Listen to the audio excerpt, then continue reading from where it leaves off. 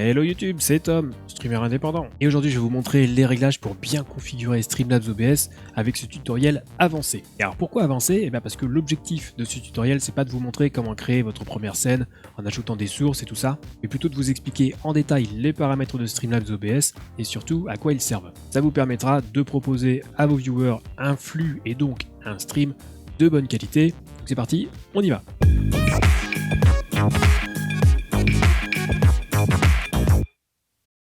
Alors avant de commencer, si vous voulez un tutoriel équivalent pour OBS Studio, j'en ai fait un, donc je vous mettrai le lien dans une fiche en haut à droite de l'écran et un lien dans la description. Aussi, si vous avez des questions concernant le streaming, je vous invite à venir me les poser dès que je suis en live sur Twitch, les lundis, mercredis et vendredis soirs. N'hésitez pas à passer. Et alors, pour ce tutoriel avancé, eh bien, direction Streamlabs OBS. Alors encore une fois, on va surtout s'intéresser aux paramètres. Donc il y a des points sur lesquels on passera plus rapidement que d'autres, et on s'attardera évidemment surtout sur les menus qui vont nous aider à régler notre stream. Cela dit, je vous invite tout de même à tout parcourir, à tout bien regarder, parce que c'est quand même toujours sympa de s'intéresser un minimum au logiciel qu'on va utiliser. Alors, premier élément, quand on lance Streamlabs OBS, c'est la barre à droite, dans laquelle on trouve des boutons. Donc le premier bouton, c'est le bouton éditeur. Le bouton éditeur, c'est tout simplement là où vous pouvez créer vos scènes et ajouter vos sources. C'est vraiment la base de chez base. Ensuite, on a le bouton Alert Box Library. Vous voyez que si je clique dessus, c'est une bibliothèque d'alertes où vous pouvez choisir des alertes pour votre stream. Il en existe des gratuites. Si je tape notamment Free dans la barre de recherche, j'en ai accès à certaines qui sont gratuites. Pour les autres, il vous faudra un abonnement Streamlabs Prime. Et sinon, il y a aussi la bonne vieille méthode qui est bien sûr de personnaliser soi-même ces alertes. Ça se fait encore. En dessous, on a le bouton thème qui fait à peu près la même chose que le bouton précédent, sauf que cette fois-ci, on aura des thèmes complets, des overlays complets. Là, c'est pareil, il y en a des gratuits, il y en a des payants qui nécessitent un abonnement Streamlabs Prime. Donc là, on va passer rapidement. C'est vraiment juste pour vous montrer que ça existe. Le bouton suivant, c'est la boutique d'applications. Alors là, pour le coup, il n'y en a pas de gratuite, il faut obligatoirement un abonnement Streamlabs Prime si vous voulez utiliser les applications qui vous sont proposées. Il y en a qui sont vraiment très sympas, notamment Monstercat ou Pretzel, qui vous permettent d'accéder à de la musique libre de droit. Alors notez que quand vous installez une application, elle apparaîtra sur le côté, là, en dessous de la boutique d'applications. Et si jamais vous voulez désinstaller une application, c'est pas super intuitif, mais il faudra aller dans votre profil et là vous pourrez désinstaller l'application. Donc voilà pour la partie supérieure de cette barre de droite. Ensuite en dessous on a un bouton tableau de bord qui vous amène tout simplement en ouvrant un navigateur sur votre dashboard Streamlabs. Ensuite juste en dessous on a l'équivalent qui vous amène sur la page Cloudbot de Streamlabs OBS.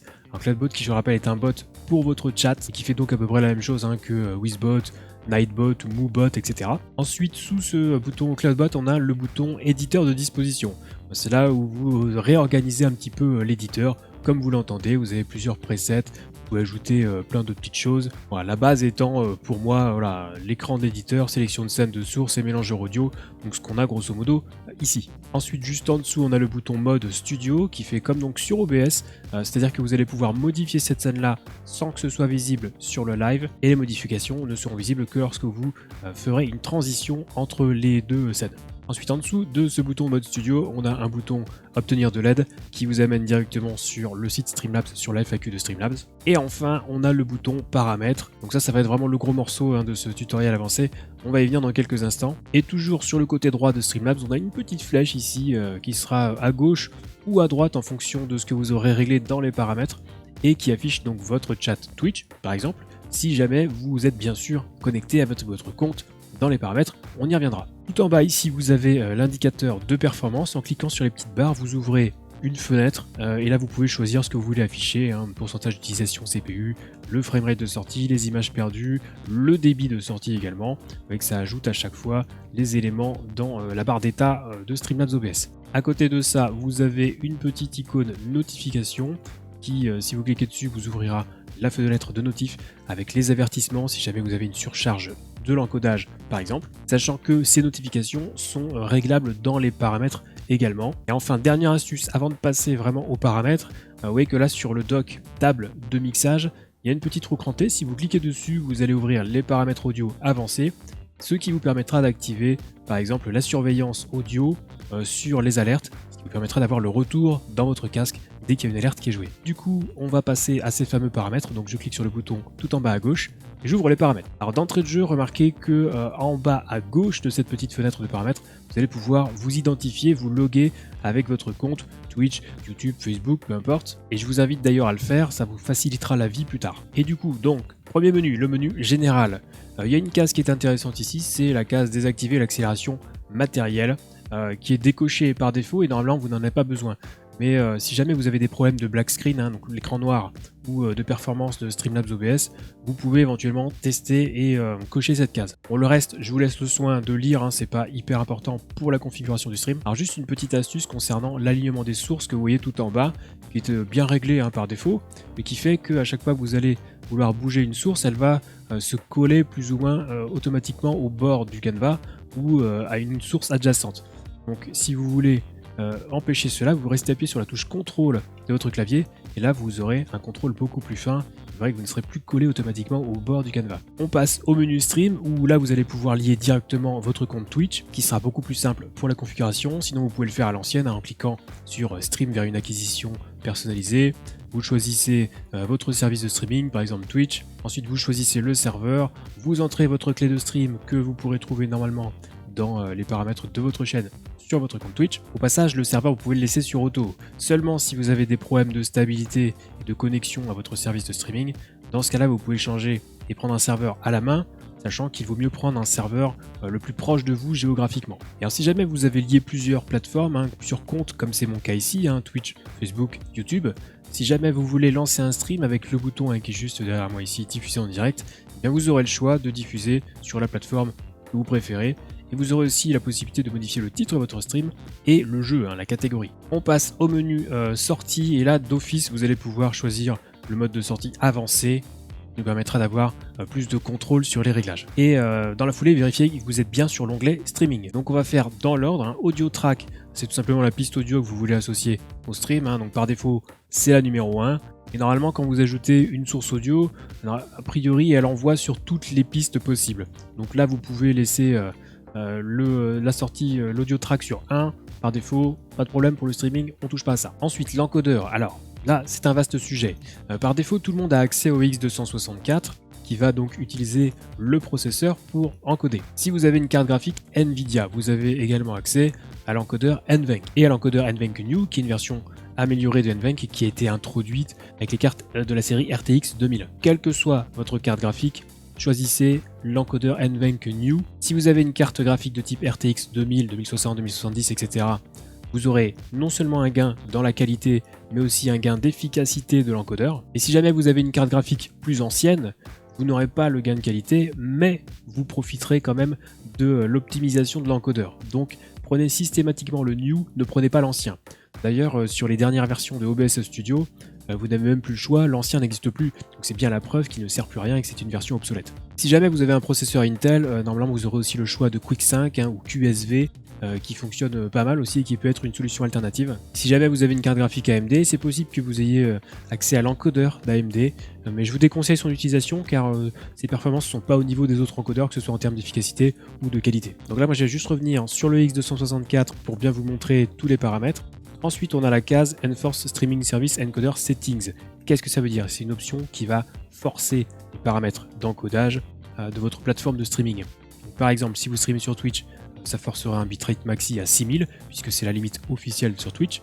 Même si vous mettez au-dessus, ça ne sera pas pris en compte. Alors personnellement, je ne coche pas cette case parce que je préfère rentrer les valeurs recommandées à la main, valeurs que vous pouvez bien entendu retrouver sur votre plateforme, que ce soit Twitch, YouTube ou Facebook. Ensuite, Rescale Output, c'est tout simplement ce qui permet de redimensionner la vidéo en sortie. Ça n'a pas trop d'intérêt puisqu'on va définir cette valeur dans le menu vidéo sur lequel on reviendra après. Donc l'option a un intérêt plutôt si vous faites un stream et de l'enregistrement en même temps. Et sinon, on peut oublier. Ensuite, on a le contrôle du débit. Là, on va laisser sur CBR, qui veut dire tout simplement que l'encodage se fera avec un bitrate, avec un débit constant, constant bitrate. Dans les autres choix, si on est sur du X264, on a aussi le ABR, le VBR, le CRF. Si on passe en NVENC, on a le choix avec CQP et sans perte. Alors CQP et sans perte, on peut oublier, parce que ça fait des fichiers immenses, sans perte de qualité évidemment, mais pour le streaming c'est pas du tout adapté, c'est plus adapté pour l'enregistrement. De la même façon, si on reste en X264, on va oublier Le CRF permet tout simplement d'avoir une qualité constante aussi, donc ça fait des fichiers beaucoup trop gros, pas intéressant pour le streaming. Sinon, en théorie, le VBR est plus qualitatif que le CBR puisqu'il va, par définition, adapter son bitrate en fonction de ce qui est affiché à l'écran. Donc si on a une scène qui bouge beaucoup, il y aura plus de bitrate qui sera utilisé, et si on a une scène qui bouge moins de bitrate qui sera consommé. Mais bon, même si c'est possible de streamer en VBR, c'est d'une part pas recommandé par Twitch, et ça pourra rendre le stream instable, donc on va éviter. On se pose pas de questions, on reste sur du CBR. Ensuite, le débit. Alors là, j'ai fait une vidéo complète, entière, dédiée au débit, au bitrate, qui est vraiment la question que tout le monde se pose. Qu'est-ce que je dois choisir comme bitrate? Donc je vous invite évidemment à aller voir cette vidéo que je vous mettrai dans une fiche en haut à droite de l'écran, et évidemment en lien dans la description. Sachez juste que chaque plateforme recommande son propre débit et aussi un débit maximum. Donc là, vous pouvez vous renseigner en fonction de la plateforme sur laquelle vous comptez streamer. Ensuite, on a une petite case, utiliser une taille de tampon personnalisée. Voilà, sur le principe, c'est une option intéressante, mais en réalité, ça l'est peu pour de la diffusion en direct, pour du streaming. Donc on va laisser tomber, ça a plus d'intérêt pour l'enregistrement. C'est la raison pour laquelle je ne vais pas la détailler, donc on oublie ça, on laisse décocher. Ensuite, intervalle d'image clé en secondes. Alors, c'est le temps durant lequel une image clé, autrement dit une image de référence, sera conservée en mémoire et puis réutilisée en modifiant uniquement ce qui va changer sur l'image suivante. L'idéal, c'est d'entrer la valeur recommandée ou tout simplement, comme ici, de laisser sur 0 qui est le mode automatique. Ensuite, on va passer au pré-réglage. Alors, si vous utilisez le X264, vous pourrez choisir un pré-réglage allant de ultra fast à placebo.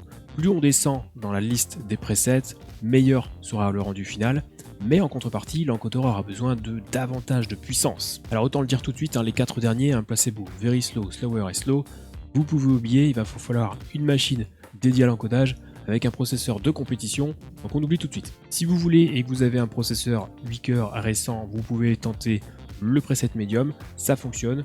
Attention, c'est pareil, si vous avez une seule machine pour jouer et streamer, ça va consommer quand même pas mal de CPU. Alors là encore, il n'y a pas de pré-réglage universel, ça dépend de votre matériel, mais d'une manière générale, on peut démarrer avec le preset par défaut qui est donc le Very Fast, et petit à petit, on va augmenter d'un cran le preset pour voir si ça tient, puisque évidemment, si on augmente le preset, eh bien on aura une meilleure qualité. Mais bon, ça ce sera à vous de tester. Alors notez que si vous utilisez Quick 5 comme encodeur, un QSV, et vous aurez le choix entre 3 pré-réglages, allant du plus qualitatif au plus rapide, vous devriez pouvoir sélectionner le plus qualitatif.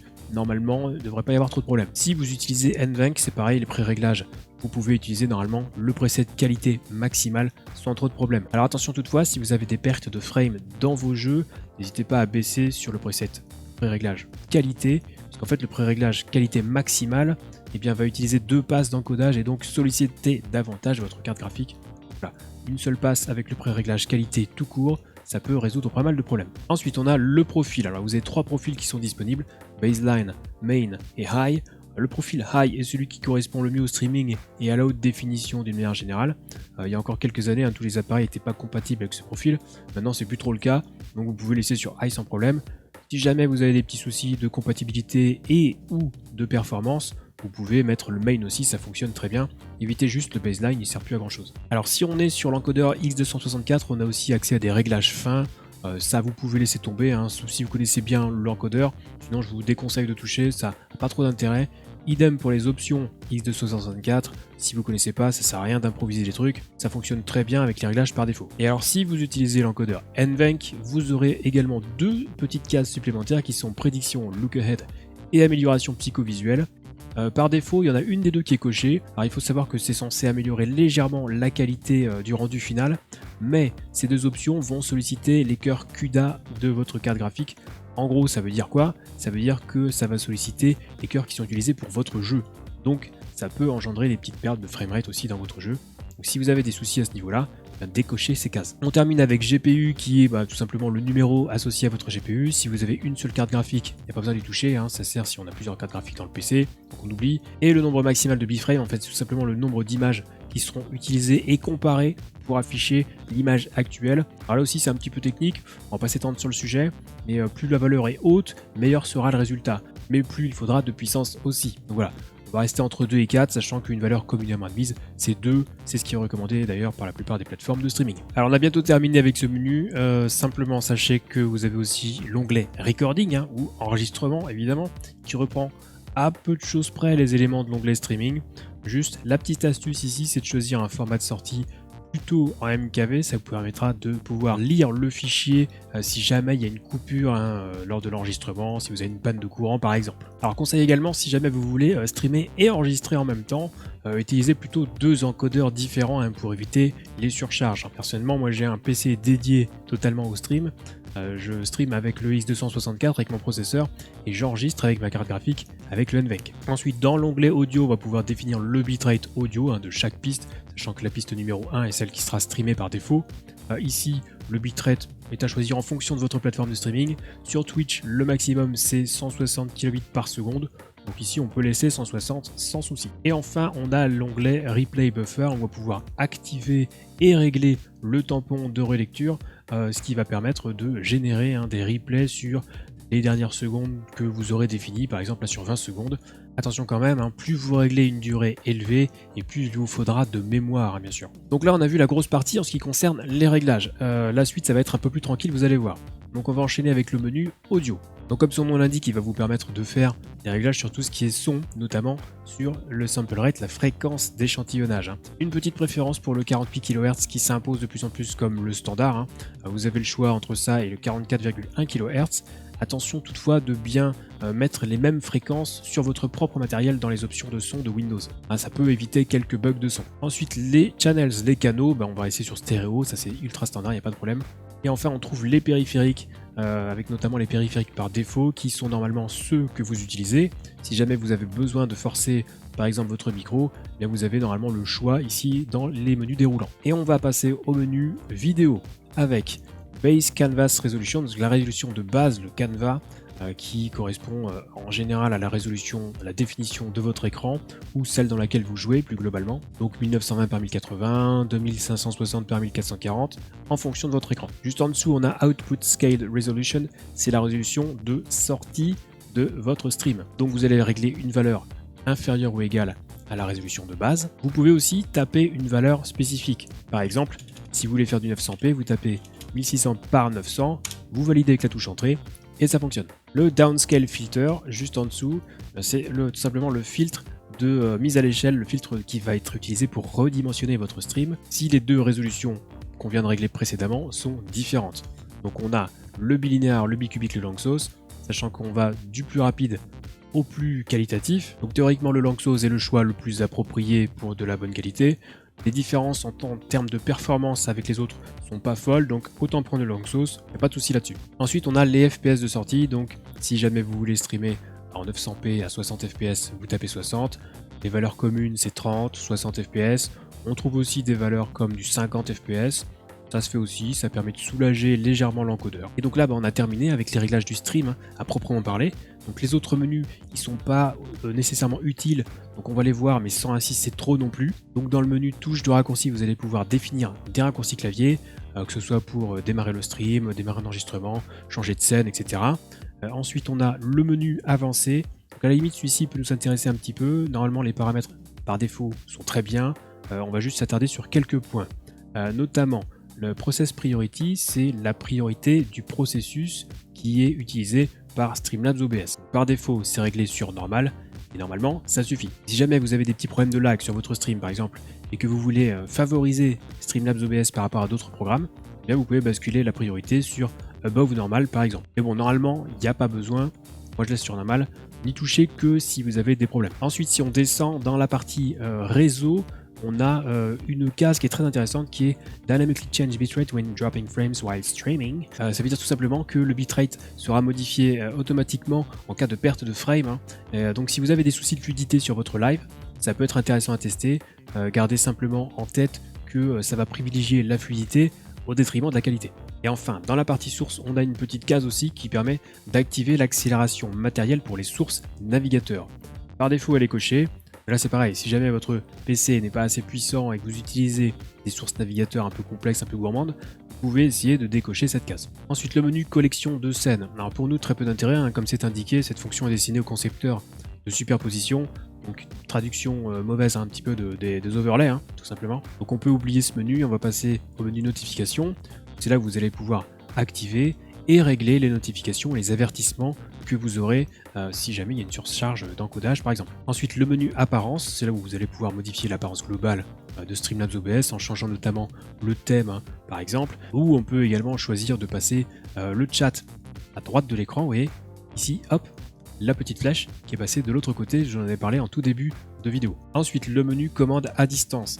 Et bien, tout simplement, vous y trouverez un QR code à scanner avec votre téléphone pour utiliser l'application Streamlabs qui fait grosso modo l'équivalent d'un petit Stream Deck ultra simplifié mais sur votre smartphone. Après, on a le menu Virtual Webcam qui est une fonction qui vous permet d'utiliser Streamlabs OBS comme une webcam, c'est-à-dire que si vous l'utilisez avec Zoom par exemple, et bien au lieu d'avoir juste simplement votre webcam, vous aurez l'intégralité de votre scène OBS en guise de webcam. Alors, vous voyez que ça nécessite quand même une installation supplémentaire. On a ensuite le menu superposition de jeux, qui est une fonctionnalité assez intéressante ça pour le coup, et qui permet d'afficher directement en surimpression sur votre écran le chat Twitch et les derniers événements tels que les nouveaux followers, les nouveaux subs, etc. J'ai fait un tutoriel complet là-dessus, donc pour ceux que ça intéresse et qui n'ont qu'un seul écran, eh bien voilà, je vous invite à aller voir la vidéo. C'est pareil, comme d'habitude, dans la fiche, lien dans la description, vous retrouverez tout ça. Et on termine avec le menu applications installées.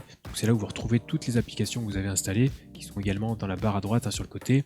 Vous pouvez les désactiver, sachant que je vous rappelle que si jamais vous voulez supprimer une application, il faut aller dans la boutique d'applications, puis dans votre profil, c'est là que vous pouvez désinstaller les applis. Et on en a enfin terminé avec les paramètres, du coup il est temps de lancer notre premier stream. Alors si vous voulez plus d'informations, du tutoriel, voire de conseils pour développer votre chaîne Twitch, vous êtes au bon endroit et je vous invite à regarder toutes les autres vidéos de la chaîne, il y en a beaucoup. Si la vidéo vous a été utile, n'hésitez pas à laisser un petit pouce bleu, à vous abonner à la chaîne et à activer la cloche pour être prévenu dès qu'une nouvelle vidéo sort. Et enfin, je vous rappelle que vous pouvez me retrouver sur Twitch régulièrement. Et si jamais vous avez des questions plus techniques, je vous invite à rejoindre le serveur Discord Zero Absolute Gaming. Lisez bien les règles pour déverrouiller l'accès au salon Head Streaming et on fera le max pour vous répondre rapidement. Quant à nous, on se retrouve très rapidement pour une prochaine vidéo. Et surtout, d'ici là, bon stream.